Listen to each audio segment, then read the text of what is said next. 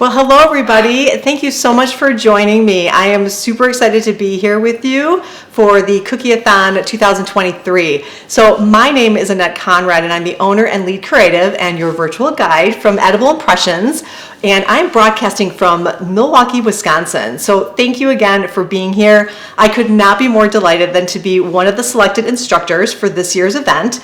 And what I'm going to be teaching you today is all about dipping cookies in a royal icing. So I know many of you struggle with consistencies of frostings. Well, today I'm here to share with you a little bit about how to dip cookies to make your lives easier, certainly, to speed up your decorating process, amongst other reasons of why you'd want to dip cookies. So as you can see, I have a couple of samples here. I have one cookie that I dipped, this 3.5-inch round circle. I actually have another one here that I outlined first and then flooded. I just wanted to be able to show you the difference between dipping and flooding. And then part of my demonstration will also include a little bit about wet on wet techniques, but I'm primarily going to focus on the dipping because I know many of you have an eddy machine. And what is very, very important when you're using an eddy machine where you're going to be airbrushing that edible ink for a beautiful image, photograph, maybe it's a background, it's really important to get a nice smooth surface. And what better way to speed up that process, again, you're gonna hear me say that a lot, than it is to dip those cookies in your royal icing and have a beautiful finish for that technique. Okay, so time goes by very quickly when we're decorating, so I wanna make sure I get through everything. So the first thing I'm gonna do is introduce to you what I have on my table. So you definitely, of course, are going to need your royal icing. And I do have a couple of colors over here that, again, I will show you towards the end of the demonstration, a couple of quick techniques on wet on wet. I do have a water bottle. I do have some powdered sugar. I, of course, have my cookies. I have some utensils like spatulas. I have spoons. I actually even have this little chocolate grater, and I'll explain this to you a little later. I do have a couple extra spoons handy. I also have some paper towel. I do have a bowl. Now, the bowl is really important when you're dipping cookies, and I chose this one because of the depth of the bowl and also the diameter. So I'll explain that as we get there. I also have, as I always have with me when I'm decorating cookies, no matter what technique I do, I have a scribe. And then with this one, I'm also going to just reference, but I have an edible marker that I will reference this wet on wet technique. This is often called the roundhouse, where you do a wet on wet and then you actually add some detail once it's dry with an edible marker, and you get this really beautiful design.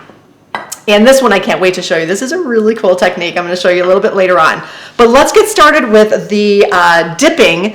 And I have over here a large container of frosting. It's off screen here. But what I'm going to do is I'm going to add some of my royal icing here. And I purposely wanted you to be able to see the consistency that I have. And I'm going to show you how to make the perfect consistency for dipping. Okay, so I'm just going to rearrange ever so slightly.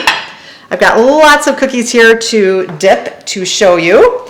And now this frosting that I have right here, this is going to be a really good consistency for, I would say, your piping, your outlining. I think if you give it a little bit of a tap and a little bit of a shake, it might actually flatten out, but it is a little bit on the thicker side. So I would not consider this flooding. I would consider this more of a piping consistency. So I'm going to need to add quite a bit of water to this frosting for my dipping. And as I start to loosen this frosting, I'm actually going to go ahead and use a spatula. One of the things you don't want to do is incorporate too many air bubbles into your frosting. Okay, so using a spatula and kind of, using that folding mixing technique is going to be really good for this technique here, because you don't want to whisk it. You don't want too much air incorporated into this consistency. What you're really trying to avoid are some of the air bubbles, those pesky air bubbles that can form when you whisk your royal icing. So I'm going to go ahead and add some more water. And as I'm doing this, I just want to say again, what are the reasons why you would want to dip cookies? So number one, definitely a time saver. Here in my bakery, my team and I do quite the large volume. So dipping cookies is a big time saver. Definitely. It really saves an entire step. Not having to outline first and then flood. And one of the really biggest reasons why I really like to dip cookies, especially for that first layer, is that you use less frosting. You don't have to use as much frosting. So it's a little bit of a cost effective actually. And another reason is, boy, talking about high volume, when you're outlining and flooding a lot of cookies, you can only imagine that your hands are going to get some cramps. So for me and my team, we had a couple of holidays a couple of years ago, and boy, was it busy, and that's a good problem to have, right? But there was so much outlining and flooding that I really started to have problems with my fingers and my wrists. So it's really a nice technique to be able to avoid any kind of long-term injury. I guess I have to say that for sure. So, but as you can see, as I'm adding the water, you can see I'm getting that ribbon effect, but it's still not quite flattening out. What you're really shooting for is you want it to be extremely loose. The consistency for dipping cookies is going to be thinner than your flood, okay? So this would make a really nice flooding, and for some of you this might even be too loose for flooding because sometimes you want to get that nice puffy look with the frosting. So this is borderline a little too thin, but it's still not thin enough for my dipping, okay? So believe it or not, at least for my experience, where I found great success is actually having that be a little bit thinner. So I'm going to go ahead and add maybe another tablespoon or so, and you can see I'm not whisking it too much. Just kind of folding it. We're getting close though. We're definitely getting close. Now it'll be important to have your scribe ready. And because if there are, inevitably there are going to be a couple of air bubbles in here. And what happens is you let this frosting sit for a little while. And since we don't have that kind of time, a lot of folks will tap the bowl. So I'm going to tap it a little bit. And do you see how the air bubbles are starting to come to the surface? So you could go ahead and just, pop those, let them rise to the surface. And what I find is that the first couple of cookies that I do, I might have to help the consistency along a little bit. But after it starts to settle, you'll have fewer and fewer air bubbles. So, be patient. And so what I probably could have done, but I really wanted to show this to you, that it is possible because I'm not one of those decorators that likes to wait. And so I like to, kind of mix and go, and especially when I'm doing the dipping. But definitely if you want to let it sit for a little while, you certainly can. I've been decorating a long time, so I've got some amount of comfort with the dipping, even with the little air bubbles that eventually will come up to the surface. You can also kind of pat the bottom of the bowl. And so you can see it looks pretty good. And what you're looking for is a very smooth consistency. You can see that, if you're the counting method kind of a person, if you put your scribe through or your spoon, that is flattening out very, very quickly, even before I even count to 5. So this looks pretty good. And what I'm going to do is I'm going to start off with my first cookie, okay? So now we're going to get into a little bit of the technique, okay? So if you have a tray, and I don't have a tray in front of me because of the limited space here, but I'm flipping my cookies over. I like to start with them all flipped over so that it's easy for me to drop into my bowl. And again, this bowl is great because it is pretty thick, but it has a nice wide open diameter. You don't want to struggle with too small of a container. So it's good to have kind of a wide open container. And I'm just popping some of these bubbles here. The reality is if you have a few bubbles, that's okay because most likely you're going to be putting an image or you're decorating on top. But I'm pretty particular. So if you look at this one, you can see there are very few, if any, air bubbles on this one. Okay. The other nice thing about using the dipping technique. It's a great background for, I think I mentioned before, but a 2-dimensional or 3-dimensional cookie. I like dipping because you're not adding a whole lot of extra frosting. So if you are planning on putting a design on top of a design, dipping is really nice because you get a really smooth, very thin layer of frosting versus outlining and piping. Now, the thicker the outline, when you flood, that thicker that frosting is going to be. So that's one of the reasons why I really do like, I like that dipping technique. So here's what you're gonna do. You're gonna take that cookie and you're gonna hold it with 2 fingers and you're going to literally just drop it in the frosting. So it might feel a little scary the first time, but you literally just drop it in. Now you're gonna know that your frosting is way too thin if that cookie just completely disappears. It kind of went in, I let it go over the side ever so slightly, and I'm gonna give it a little bit of a shake, okay? So you can see that excess frosting coming off. You can use your scribe or the side of the bowl, and what you're gonna do is don't scrape off too much, but just get rid of that dollop of frosting. Now, no doubt your finger or your thumb might be in the way, no problem. Now, I want you to take a look at this. Again, you know how I mentioned that first cookie or two, we're gonna have some air bubbles? So there are these dark shadows that you see are those air bubbles. So you wanna go ahead and pop them, okay? So you wanna get rid of those. And the more cookies you do, the fewer the air bubbles, okay? So I'm just gonna set that down. But that looks like it to be a nice flood, or I should say dipped cookie. So that first one is always kind of my trial. So, okay, so that looks pretty good. I can let that sit. I'm actually gonna put it over here for a moment. And you know, the consistency of the dipping, of the dipping is very forgiving in the sense that that's going to stay wet for some time. So in a moment or two, after I do the next cookie, I'm going to come over, and if I see any more air bubbles, I'm just going to go ahead and give them a little bit of a pop. So, okay, so you're shooting for that, getting rid of all those dark gray areas. Okay, so I'm going to go ahead with my next cookie and drop that in. And you'll notice that I'm not wearing gloves right now. Now this is a demonstration and I am wearing nail polish. Please understand that normally in my bakery I do not wear nail polish, but I thought for this demonstration it might be nice to have some pretty nails. But I don't have to. I do have a food license and it doesn't require me to wear gloves, but certainly I would not be wearing nail polish if I were doing this for a real order.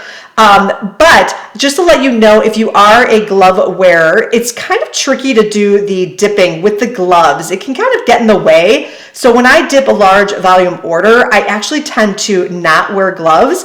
And so just to kind of give some explanation on that, in case you're wondering, boy, she's dipping without gloves on and such. So just wanted to clear that up for anyone questioning that right now. So that looks pretty good. Now you'll notice that my frosting went just over the side ever so slightly, but that looks to be like a really nice dipped cookie. Okay, and you can see again, every once in a while, if I want to give it a little bit of a mix, I'm just folding it.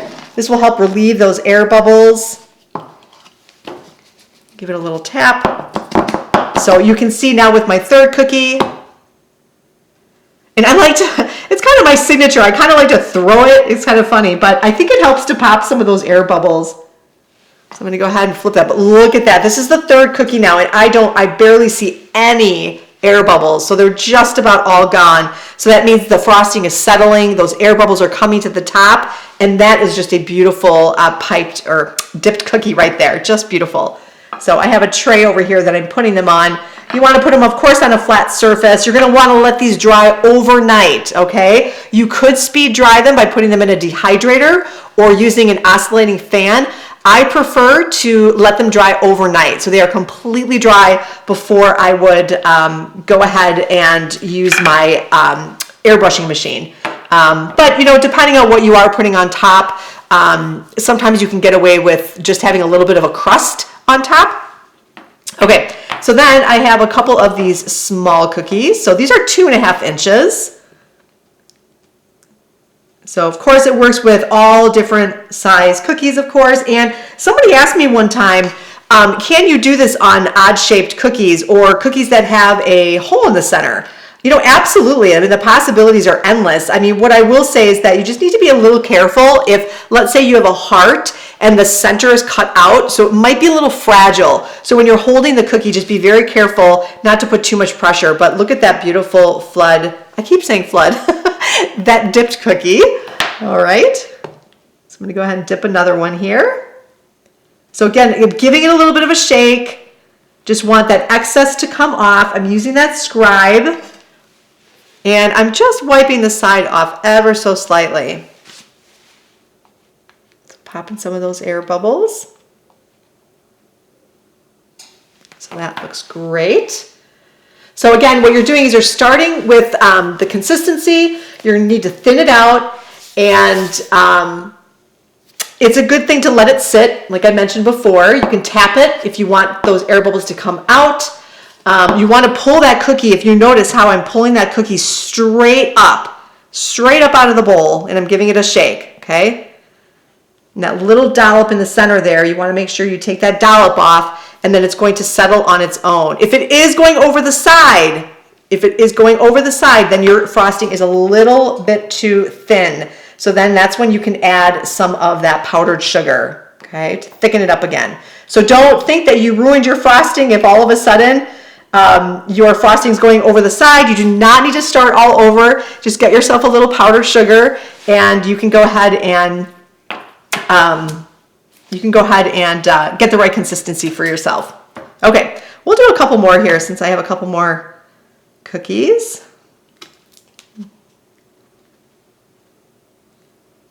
Okay, giving that a nice little shake. And the one thing I want to show you here real quick is one of my cookies, and maybe I'll just pretend. So this grater that I have over here, if you find that your cookies have some texture, sometimes they can bake with a little bit of an air bubble, you can take this chocolate grater, which is really great, and you can actually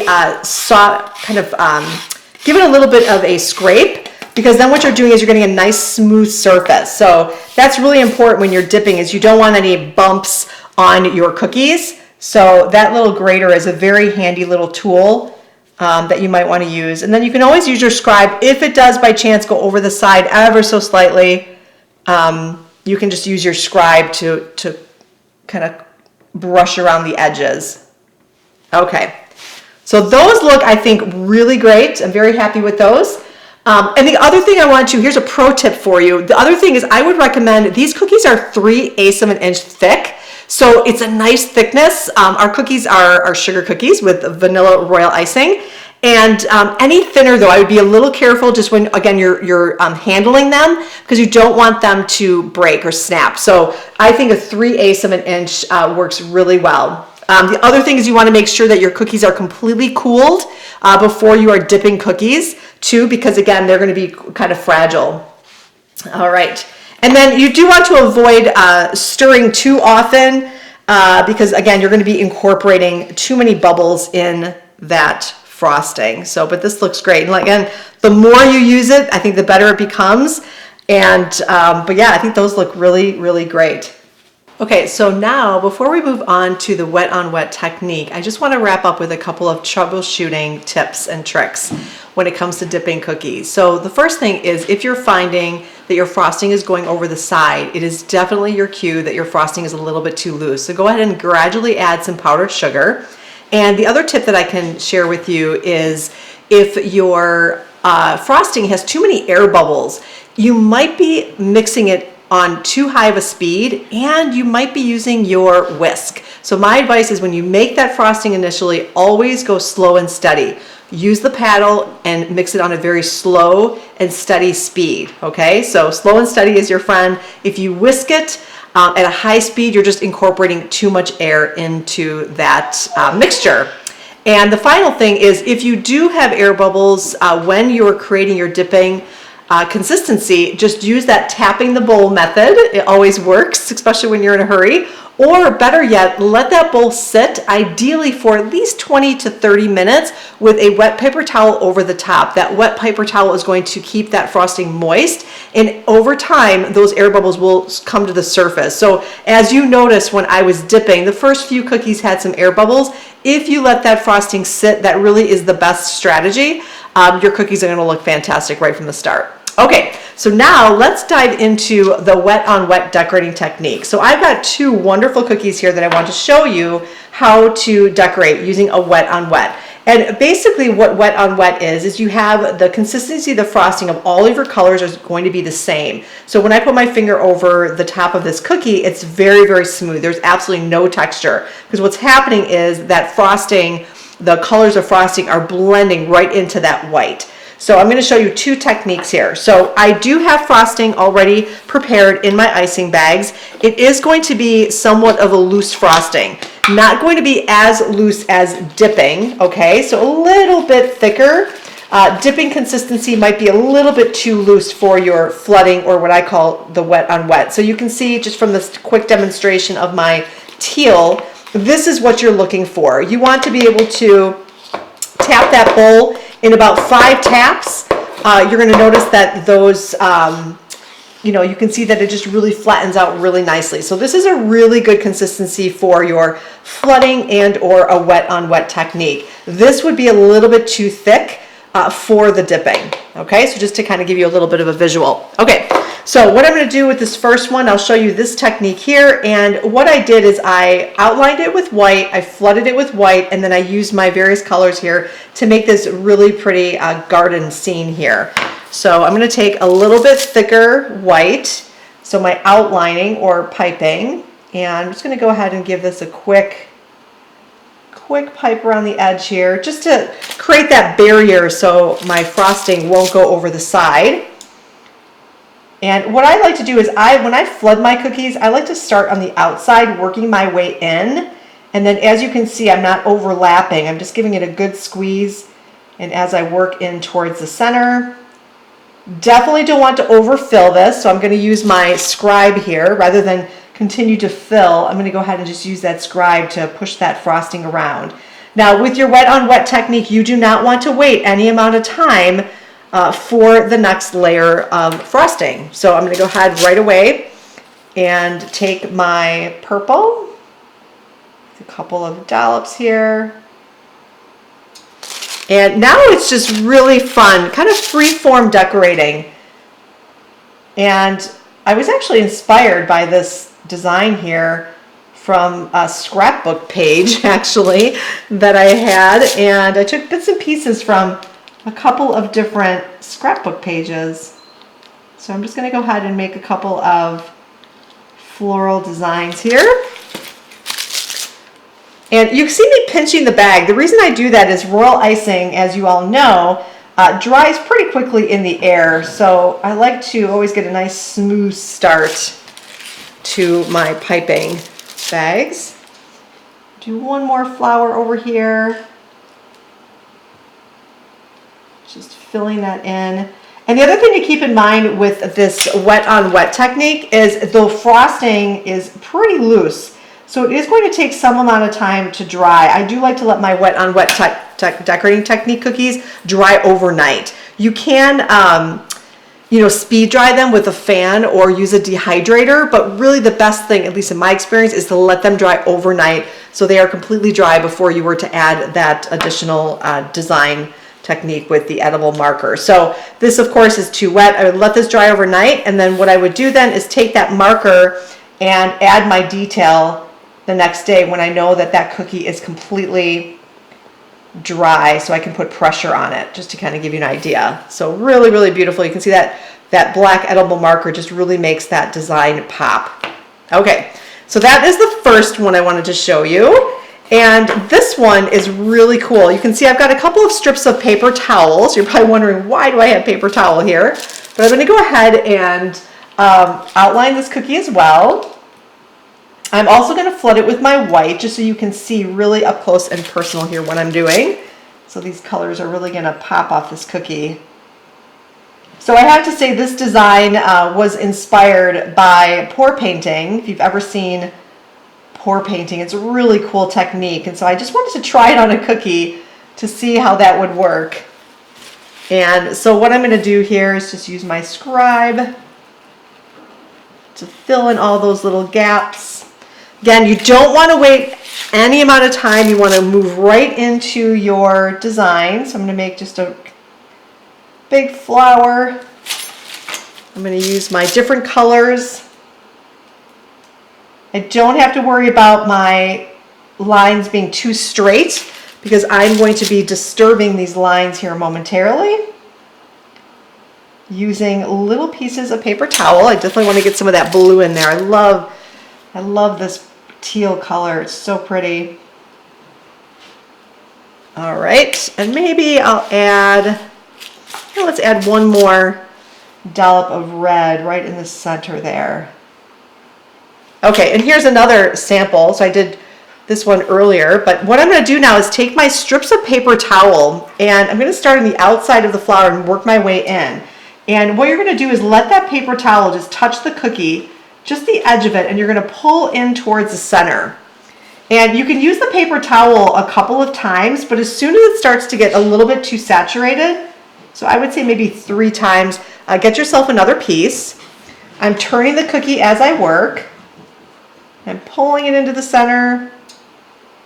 But it's really, really cool. I don't know why I like that. It's just a very unusual technique here. Just try to pull, and you could use a paintbrush, no doubt. You could probably use your scribe, but there's something about the paper towel that really just gives it a really unique design. Get one more piece here. Turning the cookie as I'm working. But look how beautiful that is. It's very unusual. Look at that, it's gorgeous. Okay, and so then just to wrap up this cookie, what I'm gonna do is go ahead and add just a couple of polka dots here. I always say when in doubt, you ever wanna fill some of these open areas, polka dots really are a nice, beautiful fill. That looks great. And then maybe just a couple of red ones. And look how beautiful that is. Beautiful, beautiful. Okay. All right, well, that just about wraps up my demonstration. I just want to say thank you so much for your interest. I hope you enjoyed this exercise of dipping cookies with royal icing and a little sneak preview into the wet on wet decorating technique. So thank you again for joining me. I appreciate you all, and I hope you have a great rest of your event. Thanks, everybody. Take care.